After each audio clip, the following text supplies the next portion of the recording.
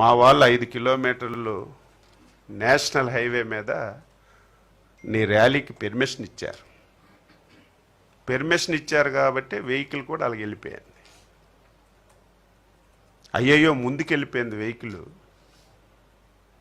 మనం వేసుకున్న ప్లాను దాటిపోయింది. మళ్ళీ వెహికల్ వెనక్కి తీసుకొచ్చి పక్కన ఉన్నటువంటి ఒక సర్వీస్ రోడ్లోకి వెళ్ళి సెట్టింగ్ అంతా నా కారు కరెక్ట్గా పలానా ప్లేస్కి వస్తుంది, వచ్చేటప్పుడే మనం అనుకున్న ప్లాన్ సక్సెస్ అవ్వాలని ముందు ఒక ప్లాన్ వేసుకున్నారు. ప్లాన్ ప్రకారమే జరిగింది.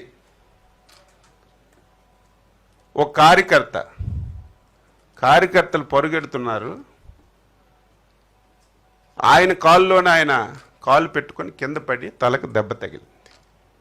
వెంటనే సెకండ్లో పోలీసులు లాఠీ చార్జి, పోలీసులు సితకబాదీశారని సాక్షి పేపర్లో స్క్రోలింగ్లు, సోషల్ మీడియాలో విపరీతంగా ట్రెండ్ చేశారు.